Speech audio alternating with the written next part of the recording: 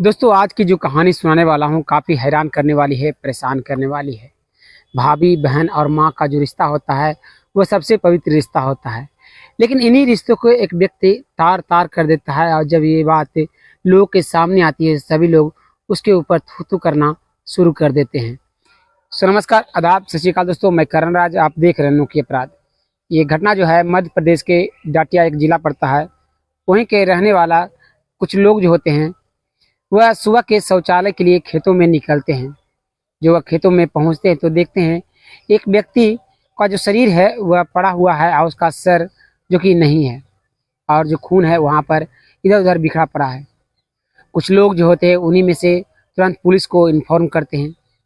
Police आती है और वहाँ पर तुरंत पोस्टमार्टम के लिए उस बॉडी को भेजा जाता है। पुलिस वहाँ पर पूछताछ करना शुरू कर देती है।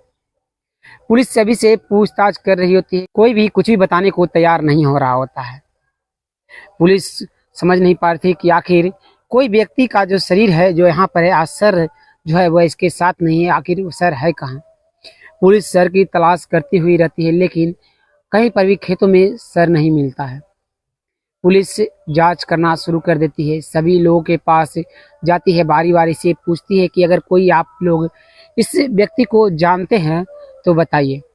लेकिन कोई भी व्यक्ति जो था गांव का, वह उस के शरीर को देखकर पहचान नहीं पा रहा होता है।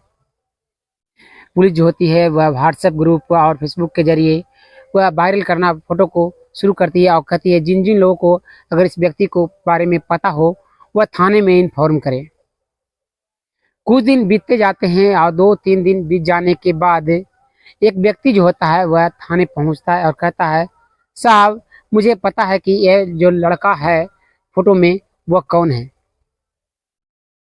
जो थाने वाले लोग थे वह कहते हैं कि आखिर कौन है, तो वह जो व्यक्ति था वह बताता है कि इसका नाम राजिंदर है, जो यही पास के गांव का ही रहने वाला है और ये काफ़ी ज़्यादा शराब पिया करता है। अक्सर हमारे गांव में भी आकर ये शराब पिया करता है। इस बात को सुनकर पुलिस जो होती है वह तुरंत रविंदर के गांव पर पहुंचती है और तुरंत उसके घर पर जाती है पूछताछ करने पर कि कहाँ पर उसका घर है। पुलिस घर पर पहुंचती है और सभी के लोगों से, घर के लोगों से पूछना शुरू करती है कि क्या रविंद्र को आप लोग जानते हो। जो उस घर में माता पिता भाई बहन सभी जो थे, वह कोई भी जो थे वह कह नहीं रहे होते कि हाँ वह रविंद्र को जानते हैं। सभी इनकार करते हुए जा रहे थे। माँ कह रही होती कि रविंद्र को हम लोग नहीं जानते, रविंद्र किसका नाम है। जो उस घर में भाभी थी वह भी कह रही होती है कि वह भी रविंद्र को नहीं जानते। जो बहन थी वह भी कह रहे थे रविंद्र को नहीं जानते। पुलिस जो होती है वह समझ नहीं पाती कि आखिर घर वाले जो हैं वह अपने ही बेटे को पहचानने से क्यों इनकार कर रहे हैं। जो पुलिस होती है कहती है अगर आप लोग नहीं पहचान पा रहे हो इसको तो कोई बात नहीं, इसे हम कुत्तों के हवाले कर देंगे। इस बात को सुनते ही जो रविंद्र के पिता होते हैं वह वहीं पर अपने सर पर हाथ को रखकर रोना शुरू कर देते हैं। इस चीज को देखकर जो पुलिस होती है वह वहां पर उसके पिता को उठाती है और कहती है आखिर बात क्या है, आखिर माजरा क्या है जो आप लोग अपने ही बेटे को पहचानने से इनकार कर रहे हो। जो पिता होते हैं वह रोते जा रहे होते हैं। घर वाले से सभी से पूछताछ की जा रही होती है, लेकिन कोई भी कुछ भी बताने को तैयार नहीं हो रहा होता है। पुलिस वहां से निकलती है और कई गांव वालों से पूछताछ करती है कि रविंद्र जो है वह कैसा लड़का था। गांव वाले बताते हैं कि रविंद्र जो है वह काफ़ी ज़्यादा शराब पिया करता था और अक्सर गांव में कई लोगों से वो लड़ाई झगड़े कर लिया करता और कई महिलाओं के साथ वह छेड़खानी भी कर चुका है। और उसके पास एक मोबाइल रखा करता था, वह हर दिन उसमें कुछ फिल्म देखा करता था, अंग्रेजी फिल्म, और महिलाओं के सामने वह फिल्म को चलाकर कुछ आवाज़ तेज कर कर वह सुनाया करता था, जिसके कारण कई गांव वालों ने उसे कई बार पीटा भी है। पुलिस इस बात को सुनती है तो वह समझ जाती है कि रविंद्र जो है उसका चाल चलन ठीक नहीं था, इस कारण से शायद ही घर वालों ने ही कुछ किया हो। पुलिस जो होती है वह अपने कुछ पुलिस वालों को भेजती है उसके घर पर और कहती है उसके माता पिता और भाभी को घर पर थाने में लेकर आओ। कुछ पुलिस वाले वहाँ से निकलते हैं और तुरंत रविंद्र के घर पर पहुँचते हैं और उस माता और जो भाभी होती है और जो बहन होती है उसके पिता जो होते हैं उन्हें उठाकर थाने लाया जाता है और उनसे पूछताछ की जाती है कि आप लोग आखिर क्या छिपा रहे हो, बताइए। जो माँ होती है वह कुछ भी बताने को तैयार नहीं होती, जो बहन थी वह भी कुछ बताने को तैयार नहीं हो रही होती है, जो भाभी थी वह भी नहीं तैयार होती है। पिता कहते कि मैं कुछ नहीं जानता, मैं इतना जानता हूँ कि यह सिर्फ मेरा बेटा है, मेरे बेटे को कुत्तों के हवाले मत करना, उसे मेरे हवाले कर दो, मैं उसका अंतिम संस्कार सही तरीके से करना चाहता हूँ। पुलिस कहती है कि मैं आपका बेटे का जो बॉडी है आपके हवाले जरूर करूँगा, लेकिन पहले इसके बारे में पूरी सच्चाई मुझे जाननी है। तब तक पुलिस के पास पोस्टमार्टम का रिपोर्ट भी आ चुका था कि उसका गला दबाने की वजह से इस दुनिया से चला जा चुका था और उसके बाद उसके गले को धड़ से अलग किया गया था। पुलिस से तुरंत पूछना करती है कि आखिर बात क्या है, जल्दी से आप लोग बता दो, अगर नहीं बताओगे तो हम लोग तो जांच करेंगे और जब पता चलेगा तो आप लोगों के साथ ठीक नहीं होगा। जो माँ होती है वह कबूलना शुरू करती है कि मैंने ही सारी की गलतियाँ की है और मैंने ही उसे इस दुनिया से अलविदा किया है। माँ जब इस बात को कहती है, पुलिस वाले जो थे वह हैरान हो जाते हैं कि एक माँ जो अपने ही बेटे को इस दुनिया से अलविदा कैसे कर सकती है, जब कोई ऐसी बड़ी वजह ना हो। जरूर कोई बड़ी वजह होगी। पुलिस कहती है आखिर बात क्या है माँ जी, आप बताओ। रविंद्र की जो माँ थी वह बताना शुरू करती है कि रविंद्र एक काफ़ी ज़्यादा शराब पीने वाला व्यक्ति था और उसकी कम उम्र होते हुए भी मैं बार बार उसे कहा करती कि शराब कम पिया करो, लेकिन वह पीते ही जा रहा होता है। गांव के कई महिलाओं के साथ वह अक्सर छिड़कानी वगैरह भी किया करता था और कई बार गांव वालों के यहाँ पर पिटा भी चुका था, लेकिन वह सुधरने का नाम नहीं ले रहा होता है। दिन किसी तरह से गुजर रहे होते, मैं सोचती हूँ कि क्यों न रविंद्र की शादी करा देनी चाहिए, तब जाकर वो शायद सुधर जाए। मैं उसके लिए एक लड़की को देखती हूँ और शादी फिक्स कर देती हूँ, लेकिन रविंद्र जो होता है वो कहता है वो काली लड़की को अपनी पत्नी नहीं बनाएगा। इतना कहकर वह रिश्ता को वह काट देता है और कहता है मैं शादी नहीं करूँगा, मैं ऐसे ही अपनी ज़िंदगी बिताऊँगा ऐश मौज करते हुए। दिन गुजर रहे होते हैं, तभी जो घर वाले जो थे एक दिन कई परिवार के यहाँ गए थे, रिलेशन में गए हुए थे। रविंद्र जो था रात के 11 बजे काफ़ी ज़्यादा शराब पीकर आया हुआ था और मैं जो थी घर में अकेली थी।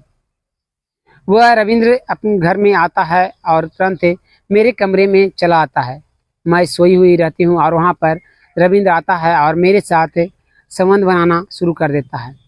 मैं मना करती रहती हूँ, गुस्सा करती रहती हूँ, लेकिन रविंद्र सुनने को तैयार नहीं होता है। जब उसका हो जाता है तो वह वहाँ से उठता है और सीधे वह बरामदे में चला जाता है और वह बरामदे में ही नीचे बिस्तर लगाता है और वहीं पर सो जाता है। मैं सोचती हूँ कि वह शायद शराब पीकर आया है, इस कारण से वह मेरे साथ इस तरह का काम को कर रहा है। इस कारण से मैं ये जो बात था मैं किसी से नहीं बताती। अगले दिन होता है, फिर से रविंद्र जो है वह शराब पीकर आता है, अपनी भाभी के रूम में चला जाता है और अपनी भाभी के साथ संबंध बनाना शुरू कर देता है। भाभी भी मना करती रहती है, चिल्लाती रहती है, लेकिन रविंद्र जो होता है वह सुनने को तैयार नहीं होता है। उसकी भाभी भी सोचती है कि शायद वह शराब पीकर आया है, इस कारण से वह यह गलती कर दिया, जो अगली बार से ऐसा नहीं करेगा। इस चीज़ को सोचकर वह किसी से वह बात को नहीं कहती। फिर तीसरे दिन होता है, तीसरे दिन भी रविंद्र जो है वह शराब पीकर आता है और अपनी बहन के रूम में चला जाता है, अपनी बहन के साथ ही संबंध बनाना शुरू कर देता है। बहन भी इसी चीज़ को सोचती है कि शायद वह उसके भैया जो है वह शराब पीकर आया है, इसके कारण से उनसे ये गलती हुई है।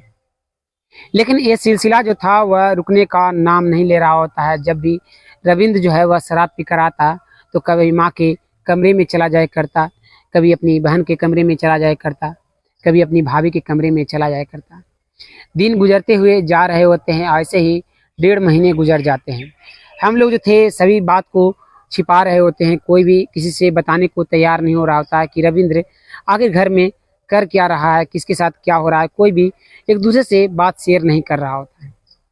दिन गुजरते जा रहे होते हैं, इसी बीच में रविंद्र की जो बहन थी वह रविंद्र के माँ के पास पहुँचती है और कहती है माँ, मैं भैया से काफ़ी ज़्यादा परेशान हो चुकी हूँ, वो हर रात मेरे कमरे में आ जाते हैं और मेरे साथ संबंध बनाना शुरू कर देते हैं।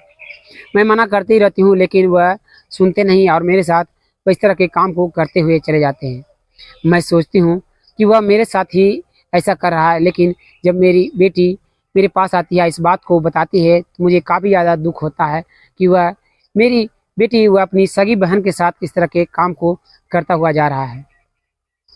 उसकी भाभी जो होती है वह हम दोनों की बातों को सुन लेती है। रविंद्र की भाभी वह भी कहती है मेरे कमरे में भी कई बार जो है वह देवर जी घुस कर आ चुके हैं और मेरे साथ भी तो कई बार संबंध बना चुके हैं। हम तीनों को कुछ भी समझ में नहीं आ रहा था कि रविंद्र को अब रास्ते पर कैसे लाए। फिर भी रविंद्र की जो माँ होती है वह कहती है ये बात घर से बाहर नहीं जानी चाहिए, जो रविंद्र की शादी किसी से फिक्स कर देनी है। हम लोग फिर से एक लड़की की तलाश करते हैं और उससे रविंद्र की शादी फिक्स कर देते हैं। उसके बाद रविंद्र की शादी बहुत ही धूमधाम से कर दी जाती है। लेकिन जो रविंद्र का आदत था शराब पीकर घर आना, वह आदत उसका ख़त्म नहीं हो पा रहा होता। वह अपनी पत्नी के रूम के जाने के बजाय कभी वह भाभी के रूम में चली जाती, कभी मेरे रूम में चली आया करती। जो उसकी पत्नी थी इस बात को देखकर, इस चीज़ को देखकर वो अपने मायके चली जाती है और कहती है मैं इसके साथ जीवन नहीं बिता सकती जो पति अपनी ही माँ के साथ संबंध बनाता हो। इस बात को सुनकर मुझे भी काफ़ी ज़्यादा दुख होता है। ये उसे सुधरने का नाम नहीं ले रहा होता है। तो हम लोग जो होते हैं वह तीनों मिलकर रविंद्र के पिता से कहते हैं कि हम लोग के साथ रविंद्र जो है इस तरह की चीज़ों को करता जा रहा है, ऐसा कब तक चलेगा। रविंद्र के जो पिता होते हैं वो कहते हैं मुझे ऐसा बेटा नहीं चाहिए जो अपनी ही माँ बहन और भाभी के पवित्र रिश्ते को कलंकित कर रहा हो। इसलिए हम लोग चारों मिलकर प्लानिंग करते हैं और रविंद्र शराब पीकर घर आता है। उसे खाने में कुछ पदार्थ मिलाकर हम लोग देते हैं। वह अपने रूम जाता है और सो जाता है। कई रात के 11 बजते हैं। हम लोग जो होते हैं वह उसके रूम में पहुंचते हैं और उसके पिता उसके गले को दबाना शुरू कर देते हैं और रविंद्र जो होता है वह इस दुनिया को छोड़कर चला जाता है। उसके पिता जो होते हैं वह कहते हैं कि अगर रविंद्र को ऐसे ही कहीं पर छोड़ा देंगे, वो पुलिस होगी बहुत ही आसानी तरीके से उसके घर पर पहुंच जाएगी। इस कारण से उसका सर उसके धड़ से अलग कर देते हैं हम लोग और वहीं पर नाले में जाकर उसे पत्थर डालकर डुबो देते हैं। पुलिस इस बात को सुनती है तो तुरंत पुलिस रविंद्र के माता और भाई बहन और भाभी और उसके पिता को अपनी जीप में बैठाती है और उस नाले पर पहुंचती है। वहां पर उसके सर को तलाश किया जाता है। काफ़ी देर करीब 3-4 घंटे तक पुलिस जो होती है वह तलाश करती हुई रहती है और सर जो होता है वह मिल जाता है। पुलिस जो होती है वह सभी के ऊपर कंप्लेन दायर करती है और कहती है कि रविंद्र जो किया वो तो सही नहीं था, उसको सज़ा मिलनी चाहिए थी, लेकिन आप लोगों ने जो सज़ा दी वो सज़ा आप लोग नहीं, कानून को देने का हक था, जो आप लोग को सज़ा तो होनी ही है। इतना कहते हुए रविंद्र की भाभी और उसकी बहन और माँ को और उसके पिता को जेल के सलाखों के पीछे कर दिया जाता है और चारों को कोर्ट में पेश किया जाता है, जिसमें 3 लोगों की उम्र कैद की सज़ा हो जाती है और उसकी रविंद्र की बहन को कुछ सालों की सज़ा होती है। दोस्तों इस घटना में आपको किसकी गलती लगती है? क्या रविंद्र की माँ की गलती थी कि सबसे पहले जब रविंद्र उनके साथ इस तरह के काम को किया तो वह किसी से नहीं बोली, या फिर उन सभी की गलती थी कि उन्होंने एक दूसरे से एक बात शेयर नहीं की, या फिर रविंद्र की गलती थी कि वह शराब पीकर आता और अपने ही घर वालों के साथ इस तरह की चीज़ों को करता जा रहा होता है, या फिर उसके पिता की गलती थी कि वह कानून को अपने हाथ में लिए और इसे इस दुनिया से अलविदा कर दिए। किसकी गलती लगती है कमेंट में अपना राय जरूर दीजिएगा। फिर मिलते हैं एक और वीडियो में, तब तक के लिए धन्यवाद। जय हिंद।